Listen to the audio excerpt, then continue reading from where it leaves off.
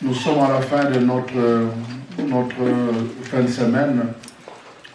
Peut-être nous partons avec des questions, mais la seule réponse que Dieu nous donne, c'est celle de la foi. Plusieurs personnes sont venues à Jésus, comme vous le savez. Plusieurs personnes se sont fait proches de Jésus, mais tout le monde n'a pas reçu la même chose de Jésus. Quand Jésus marchait, il y a des gens qui le côtoyaient.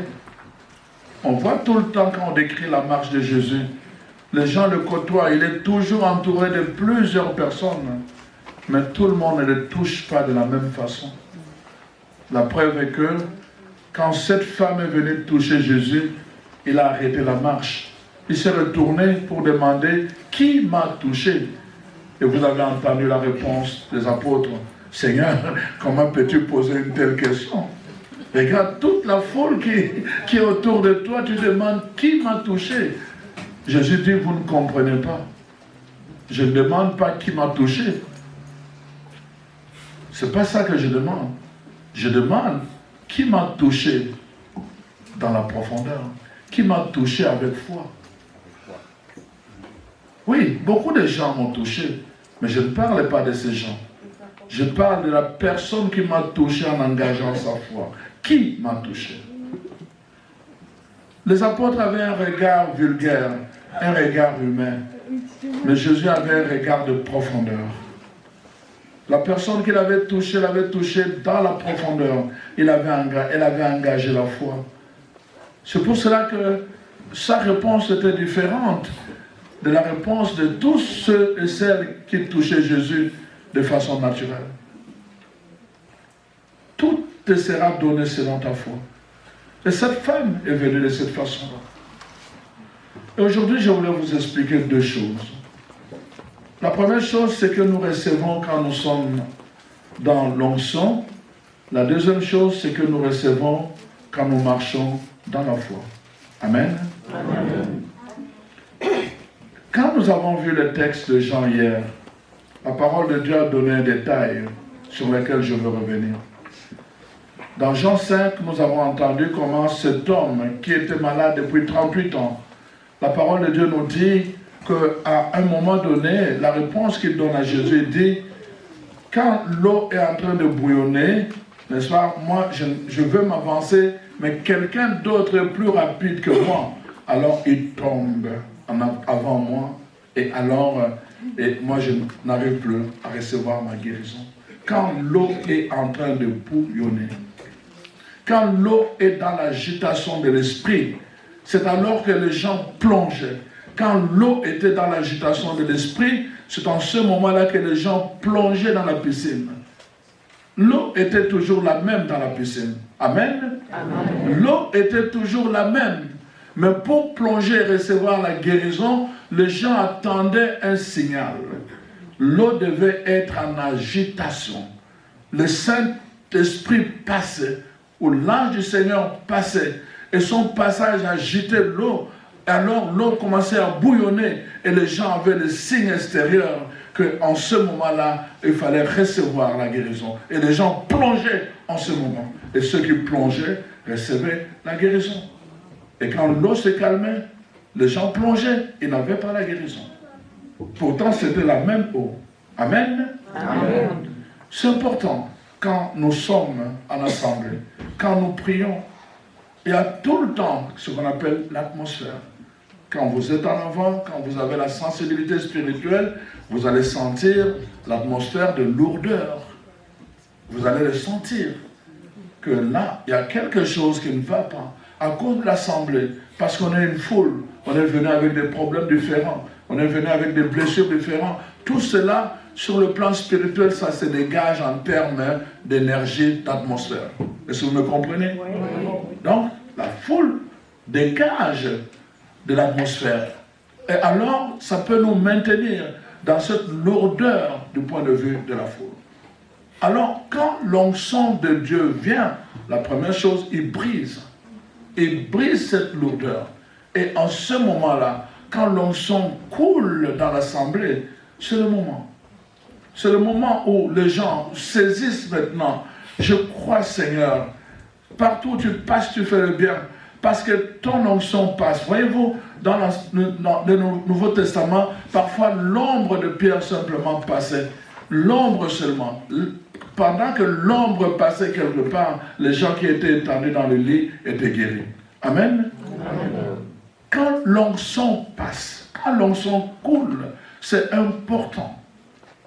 On demande aux gens, on va prier. Venez pour qu'on prie pour vous. Il y a des moments où ça ne coule pas. Est-ce que vous me comprenez? Oui. L'eau doit être en agitation pour plonger. L'eau doit être en agitation pour plonger. Bien sûr que l'onction du Seigneur est toujours là. Vous comprenez bien ce que je suis en train de vous dire. Mais je dis, il y a des guérisons, il y a des délivrances qu'on reçoit quand il est en ébullition. Et vous allez sentir l'onction. Ce qui était hier pouvait sentir la différence quand il y avait la lourdeur et quand il y avait l'onction. Amen. Amen. Donc, c'est important quand vous allez en prière de tenir compte de ce moment. La Bible donne les détails pas par hasard, parce que ça nous donne un enseignement. Voyez-vous, ça nous donne un enseignement. Quand vous regardez dans l'Ancien Testament, quand Moïse se tenait sous la tente, chaque fois quand le Seigneur venait, il y avait un signe extérieur. C'était la nuée. La nuée remplissait la tente de l'assignation. La nuée remplissait et les gens à l'extérieur pouvaient voir. Et la présence du Seigneur était tellement forte qu'il y a une voix qui sortait et les gens se mettaient, parfois ils tombaient. La présence de Dieu venait avec un signe. La présence de l'Esprit venait avec un signe dans la piscine. La présence de Dieu dans l'Ancien Testament venait avec un signe, la nuée. La présence de l'onction vient avec un signe. Donc c'est très important quand cette présence arrive, Dieu lui-même va dire, cherche-moi pendant que je me laisse trouver. Amen. Amen. Alors, ayez cette discipline-là quand on prie. Ayez cette discipline quand vous allez quelque part, quand on prie. Mettez-vous, avancez, on prie pour vous. Il y a un moment, on reçoit la guérison. Parfois, pas nécessairement, vous avez vu dans la parole de Dieu, il y a des gens qui ont reçu la guérison par la foi d'autres personnes, n'est-ce pas? Vous connaissez par exemple les centurions. Vous pouvez recevoir la guérison par l'onction, justement, qui se dégage dans l'assemblée. C'est à cause de cela que c'est important, en ce moment-là. On vous a dit hier que vous deviez prendre la décision, c'est-à-dire c'est vous qui deviez faire le pas. Ça c'est un conseil que je vous donne, c'est une explication que je vous donne, parce que c'est important que vous commenciez à vraiment marcher comme des gens spirituels. La deuxième chose, c'est vraiment la marche de foi, la démarche de foi. Et la démarche de foi que je vous explique, c'est vraiment une démarche qui se fait, parfois pas nécessairement pendant que tout est en train de se faire. La démarche de foi souvent se vit dans la faim. Je vais m'expliquer. Et quand on étudiait le latin, on disait tout le temps, évidemment dans le sens contraire, in cauda venenum est. Dans la queue, cauda, et le venin. Voyez-vous? Donc, parfois, c'est-à-dire que vous allez faire tout le voyage, vous arrivez jusqu'à la fin. Nous autres, on avait l'habitude d'aller chercher l'eau potable à la source. On avait des cruches sur la tête. Et vous allez de la source, vous traversez la forêt, et vous arrivez juste à l'entrée du village, vous cognez une souche, wow, toute l'eau renversée. Une cauda. Jusqu'à la fin. Au moment où tu devais arriver au village, l'eau est renversée. Tu te dis, est-ce que je retourne encore au peuple? Mais là, tu es fâché, mais fâché contre qui? Contre toi-même. Il y a des gens qui vont travailler, tu t'investis dans le travail, tu arrives juste à la fin, au moment de recevoir la récompense, tu abandonnes. Une cauda. Il y en a qui vont se mettre en prière, ils commencent la prière, la prière, la prière. Parfois même ils vont commencer à jeûner et arrive juste à la fin une distraction, un ami vient l'inviter et tout le reste. Ah, il oublie qu'il est dans le jeûne. Pouf, tout tombe. Une gouda. Alors donc, ça c'est un principe qui arrive souvent dans la vie. On perd souvent les choses à la fin. Mais sur le plan de la foi aussi, on peut gagner juste à la fin. Amen. Voyez-vous, dans le prolongement de la foi, dans le prolongement. Voyez-vous, dans la parole de Dieu nous montre plusieurs cas comme ça.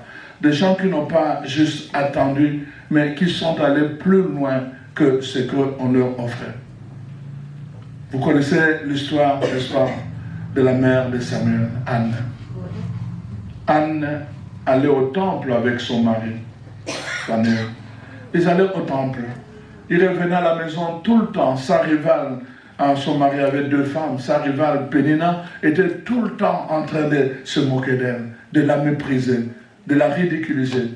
Quand elle avait besoin de quelque chose, Pénina avait 5 enfants. Il lui demande, est-ce que, petit, viens, je vais t'envoyer. Il dit, non, pas mes enfants, tu n'as qu'enfanté tes propres enfants. Et c'était tout, elle était vraiment la risée. Tout le temps méprisée. Elle ne faisait que pleurer, pleurer, pleurer. Comme dit le psaume 42, le pleur était devenu sa nourriture. Les larmes. Alors là, elle dit, non, tout ce qui me reste, c'est d'aller verser ces larmes devant le Seigneur, dans une démarche de foi. Ils avaient l'habitude d'aller au temple. Et quand le culte terminait, tout le monde se levait, tout le monde sortait, ils reprenaient le chemin de leur maison. Mais ces jours-là, elle avait tellement souffert.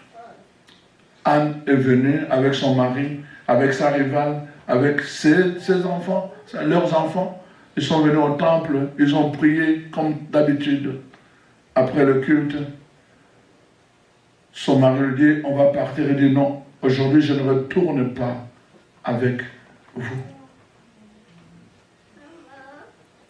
La douleur de mon cœur me demande de prolonger ma prière. Nous avons prié ensemble, c'est vrai. Mais ce que je veux recevoir exige que je fasse le prolongement. Ils sont tous partis. Il dit, bon, tu vas te débrouiller pour venir. Elle est restée dans le temple. Elle a commencé à déverser ses larmes devant le Seigneur. Elle dit, je crois en toi. Jusqu'à quand je veux continuer à être la risée de ma rivale, le mépris de ma rivale. Elle a versé les larmes. Elle a dit, ça, ces larmes ne sont plus comme les autres larmes. Ces larmes sont les larmes de la foi. Je pleure parce que je sais que toi, tu es capable. J'ai lu dans la parole, tu as fait quelque chose avec une femme qui n'avait pas d'enfant. À un âge très avancé, tu l'as rendue mère. Elle a donné un enfant qui est devenu grand. Et quand je t'invoque, d'ailleurs, je t'invoque par le nom de cet enfant, Isaac, Dieu d'Abraham, d'Isaac, à cause de ce que tu as fait à cette femme qui s'appelait Sarah. Merci. Pour une fois, je n'ai pas besoin de prendre mon verre d'eau.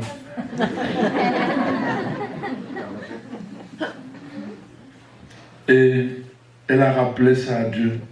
Elle a rappelé cela à Dieu. Pendant ce temps-là, les prêtres ne comprenaient pas. Le culte vient de terminer. Mais qu'est-ce que tu fais encore là? Qu'est-ce que tu es en train de faire? Est-ce que tu as bu? Elle dit, non, tu ne comprends pas. Je n'ai pas bu. Je n'ai pas bu. C'est la douleur de mon cœur qui me maintient encore ici. C'est la douleur de mon cœur qui me maintient encore ici dans une démarche de foi. Je veux parler seul à seul avec Dieu. Nous avons parlé ensemble, mais là c'est mon tour. Je veux parler seul à seul avec Dieu, cœur à cœur avec Dieu. Quand elle est sortie de là, la parole de Dieu dit, elle est sortie avec une conviction. Ça dit que Dieu ne lui a pas dit, Si vous regardez le texte, Dieu ne lui a pas dit que tu seras enceinte. Mais quand elle est sortie de là, lisez le texte, la parole de Dieu dit, elle est revenue, la première chose, elle s'est lavée, elle s'est maquillée, elle s'est parfumée, elle a commencé à se comporter comme si Dieu avait déjà exaucé sa prière. Amen. Amen. Croire avant de voir. Amen. Croire avant de voir. Si tu crois, nous dit Jean 11, 41, si tu crois, tu verras. Si tu crois, tu verras. Le verbe croire est au présent. Je n'ai pas attendu votre réponse parce que je ne veux pas boire. D'ailleurs, il n'a même pas de verbe. Bon, ok, d'accord. Donc, le verbe croire est au présent. Tu crois au présent, mais voir c'est au futur. Tu verras. Amen. Amen. Anne a commencé à se comporter, c'est-à-dire il a aligné, ajusté son comportement, son attitude, son langage en fonction de ce qu'elle avait demandé. Elle croyait. Maintenant, répondez bien parce que l'eau est arrivée.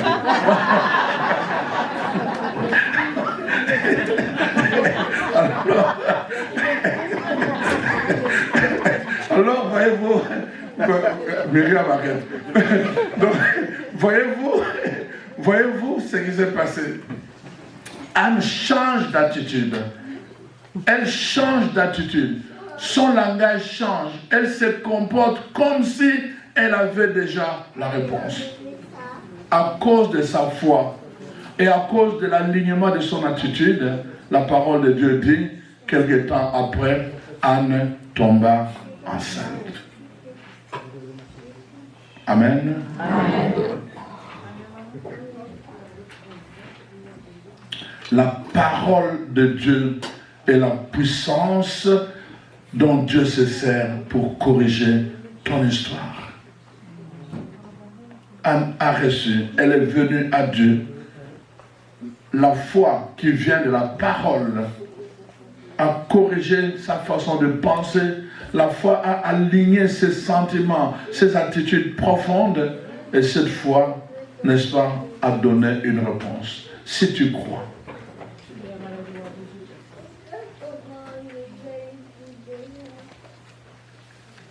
Le prolongement. C'est pour cela que je vous ai parlé dès le début de cette foi. Cette foi va te plonger dans l'eau 7 fois. Ce n'est pas la fin ici. Ce n'est pas parce que nous avons prié pendant 3 jours et tu te dis c'est fini. Va 7 fois. Va plonger dans l'eau 7 fois. C'est-à-dire pas seulement aujourd'hui, pas seulement demain, pas seulement après-demain. 7 fois. Plonge dans l'eau 7 fois. Et c'est la 7e fois que cet homme était guéri. Amen. Amen. Le prolongement. Notre prière ne doit pas être une prière juste spontanée comme des enfants, des commandeurs, c'est-à-dire des personnes qui sont là juste parce qu'ils veulent demander à Dieu. Notre prière doit nous engager dans une relation. Dans une relation. Et dans une relation avec Dieu, c'est un besoin comme quand nous respirons. Nous devons entretenir une relation avec Dieu. Et cette relation, quand nous parlons à Dieu, Dieu nous parle. Et comment Dieu nous parle? Premièrement, par sa parole. Si je n'ai jamais ouvert la Bible dans ma vie, il y a un problème. Il y a un problème. Il n'y a rien qui peut sortir de toi qui n'est pas d'abord entré en toi. La parole de Dieu a la puissance de te donner la grossesse, c'est-à-dire que dans un projet, dans un aspect de ta vie. Dans un projet, du point de vue de Dieu, la grossesse, ce n'est pas simplement enfanter un enfant. Du point de vue de la grossesse de Dieu, c'est dans un projet, dans un ministère, dans une bénédiction, une onction. Dieu peut te donner la grossesse par la parole, mais tu dois manger cette parole. Il faut manger cette parole, parce que c'est par la parole que Dieu vient féconder ta vie qui était stérile. C'est par la parole que Dieu vient corriger ton histoire. Mais tu dois être en contact avec cette parole, tu dois la toucher, tu dois la manger. La parole de Dieu dit dans Josué 1,8, n'est-ce pas, que regarde, cette parole, médite-la jour et nuit, Et alors, conséquence. Je ne pose pas la question, je n'ai pas envie de boire tout de suite. Et alors, c'est la conséquence. Et alors, c'est la conséquence. Tout ce que tu entreprendras réussira. Amen. Amen. La conséquence, quand tu médites, quand tu manges la parole de Dieu, il y a une conséquence. C'est-à-dire que cette parole commence à jaillir même dans tes mains. Tu touches la puissance de la parole féconde, ce que tu touches. Ça commence à jaillir dans ton intelligence. Tu penses la puissance de la parole féconde, ce que tu es en train de penser. Et les gens commencent à s'étonner en voyant ce que tu deviens et ce que tu fais. La puissance de la parole, par la foi, le prolongement. Le prolongement. Le Dieu parfois de la fin, Dieu, il arrive parfois tard, mais jamais trop tard pour que ta situation puisse être prolongement. Vous savez, certaines personnes ne vont rien recevoir dans des assemblées comme ça. On était à Québec, hein, est-ce que tu étais là, non? Nathalie était là, tu étais là? Oui. Et puis Daniel était là, tu te rappelles? On était à Québec avec les évangéliques. Hein. Oui. Et il y a un grand pasteur de Toronto qui était venu, c'est lui qui a animé vraiment la soirée pour le fusion, le pasteur John, un grand pasteur à Toronto. On était là, et je me rappelle encore, il y a un monsieur là qui a fait 7 tours pour demander, 7 tours j'ai compté. Je ne sais pas comment il s'est faufilé. Mais il a fait 7 fois pour l'imposition de main. On a vécu ça dans le calme. Rien ne s'est passé. Rien ne s'est passé. On est allé dans notre hôtel.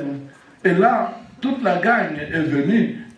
Sylvie, Gilles, toute la gang est venue dans ma chambre. Et dit non, on veut prier. On a fait le prolongement. Juste autour du lit. On était tous à genoux, autour de mon lit. On a mis juste la musique du Saint-Esprit. On a fait le prolongement.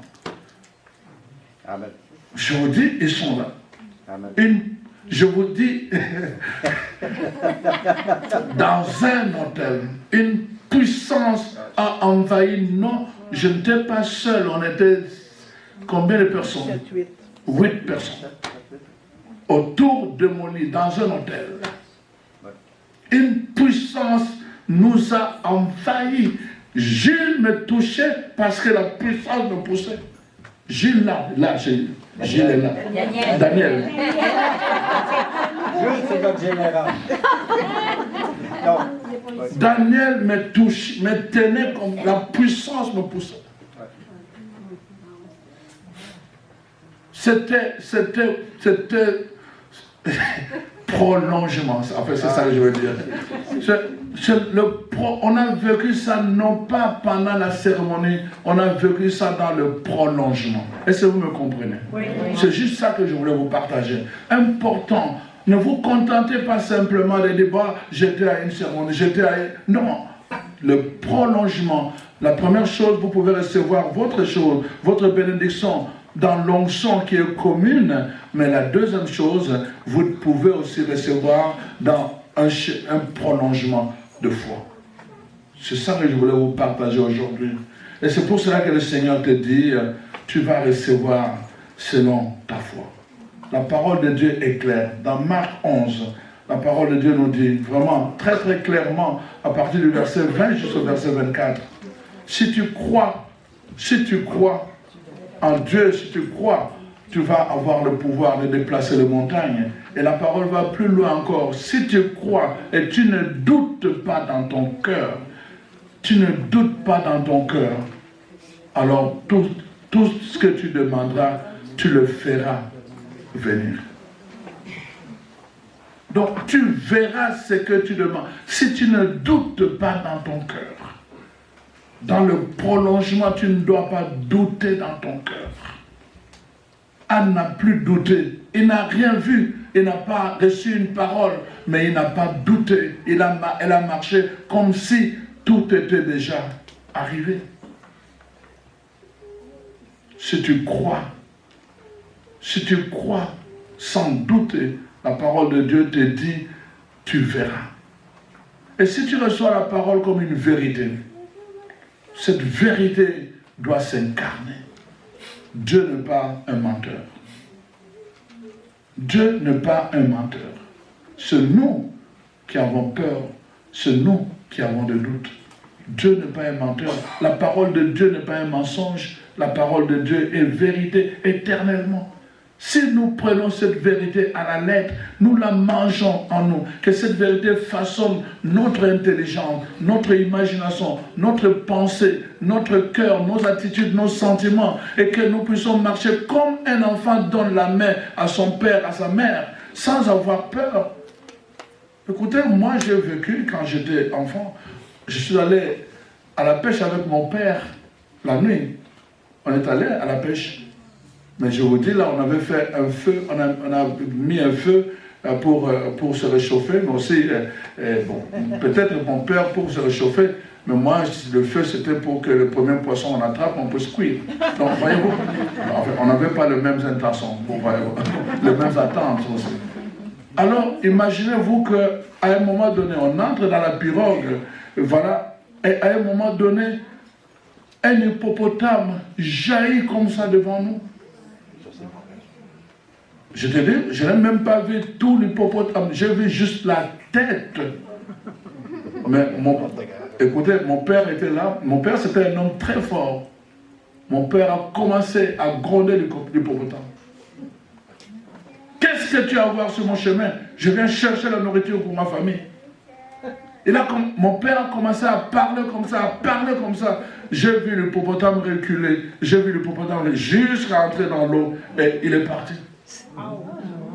Mais moi j'étais avec mon père, ce n'était pas mon problème.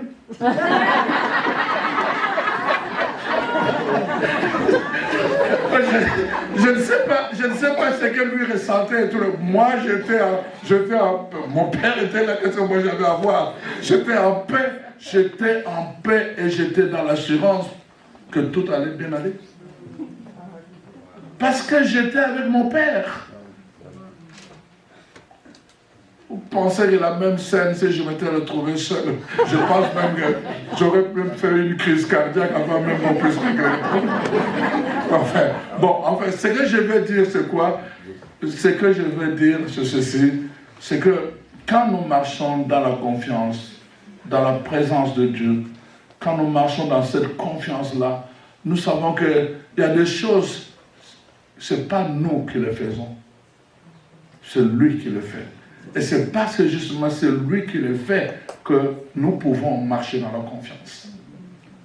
Voyez-vous, le problème de plusieurs chrétiens, c'est quoi? C'est qu'ils ont commencé leur vie chrétienne avec le faire. Mais la première position, quand un enfant vient au monde, est-ce qu'il commence à faire? Non. Absolument pas. Regarde. Ah.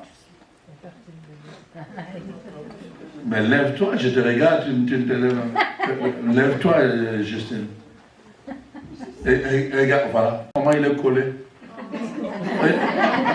Il était là juste dans le bras de sa mère, tout simplement. Là, il commence à faire. Voilà. Donc, merci, Justine. Un enfant n'a pas besoin de faire.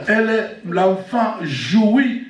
L'enfant jouit de sa mère. Il jouit de sa joie, c'est tout le temps de regarder sa mère. Il regarde, il observe les détails. Il sent la senteur de sa mère. Ça, c'est ce que l'enfant fait. Il ne fait qu'observer parce qu'il doit reconnaître la présence de sa mère, même quand il dort. C'est pour cela que vous allez voir certains enfants, leurs mères vont partir, mais ils vont utiliser souvent un tissu, tout le temps le même, et puis après, l'enfant dort, il le laisse avec le tissu, et la mère s'enfuit. Et l'enfant a toujours la certitude que la maman est là. Parce que la senteur de la maman est là. Ça lui donne une certitude. Tout ce que l'enfant fait dans ce premier moment, c'est toujours de regarder. Il observe. il ne fait rien. C'est la mère qui fait tout. C'est la mère, même pour la nourrir, c'est la mère. Voyez-vous, la parole de Dieu nous dit, n'est-ce pas, dans la parole de Dieu de Éphésiens 2, d'abord, Jésus est assis, n'est-ce pas, à la droite du Père, et il dit, nous aussi, nous sommes assis. La première position, c'est être assis. Quand on est assis, c'est parce que vous ne savez pas ce que c'est être assis. Quand on est assis,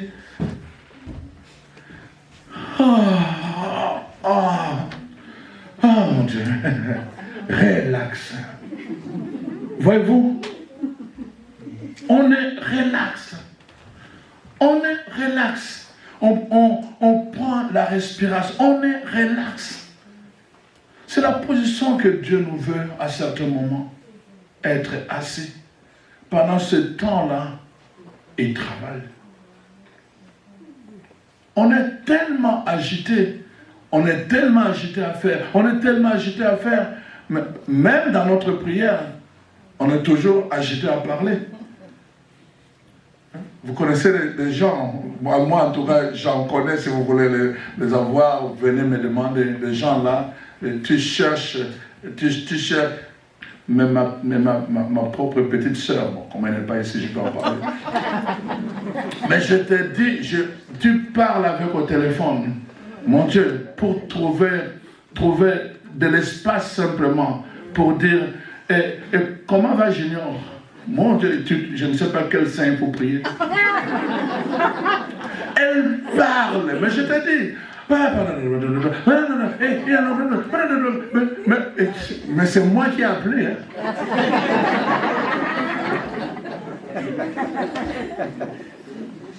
Avec Dieu, on est comme ça. Mais tout ce que tu es en train de dire là, j'ai compris. Je veux juste te donner la réponse que tu dois faire. Non, on n'a même pas le temps d'entendre la réponse de Dieu. Parce qu'on parle. Mais lui veut ce moment où on est en silence pour nous parler.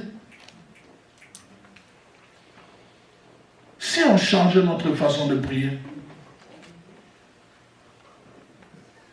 la parole de Dieu dit, avant même que tu ouvres la bouche, je sais déjà quel est ton problème.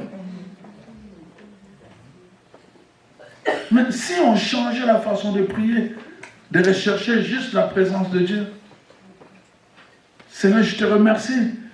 Je te remercie simplement pour la grâce que tu me donnes d'être là. Et d'être utile pour ma famille. D'être utile dans tes mains. Affirmez-moi encore davantage à comprendre ta parole, à comprendre ta volonté et à me laisser habiter par toi. Regardez ce qui est écrit dans Galates 4, verset 19. La parole de Dieu dit ceci.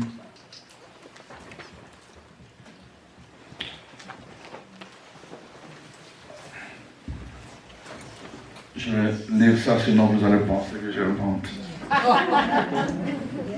Quelqu'un a trouvé? 4, 19. 19, 4, 19.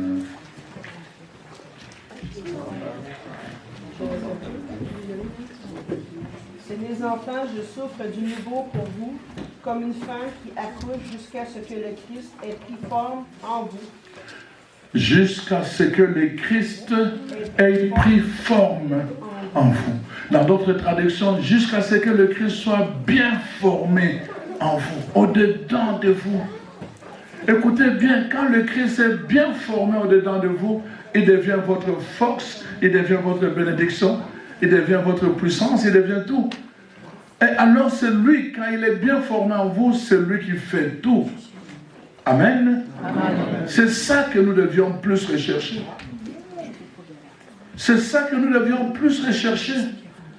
Seigneur, aujourd'hui, j'ai encore besoin de ta présence. Je veux que tu sois vraiment, que tous tes aspects soient bien formés en moi. Tous tes aspects. Jusqu'à ce qu'ils soient bien formés en vous.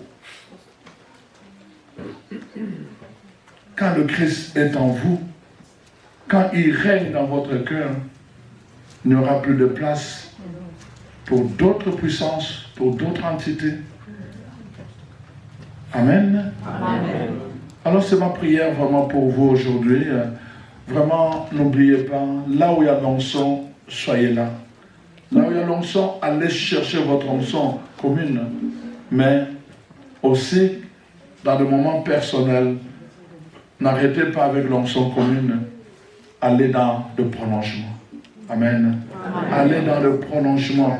Et là où Dieu te donne la réponse à toi et toi seul. Toi et toi seul. Mon épouse, je l'entraînerai en écart et je lui parlerai cœur à cœur. C'est ton cœur à cœur avec Dieu dans le prolongement. C'est ton cœur à cœur avec Dieu. Et c'est la réponse de Dieu à ton cœur. Et à toi et toi seul dans le prolongement. Amen. Amen. Alors vraiment que le Seigneur achève en vous son œuvre. Vraiment qu'il vous bénisse. Et chaque fois que le Seigneur nous bénit, il dit, comme il a dit dans Abraham, dans Genèse 12, 3 à 5, il lui a dit à 2 fois, je te bénis et toi sois une bénédiction. Dieu nous bénit pour que nous soyons une bénédiction pour les autres. Et alors vraiment, je vous encourage à être aussi une bénédiction pour quelqu'un d'autre dans votre vie. Amen. Alors soyez richement bénis.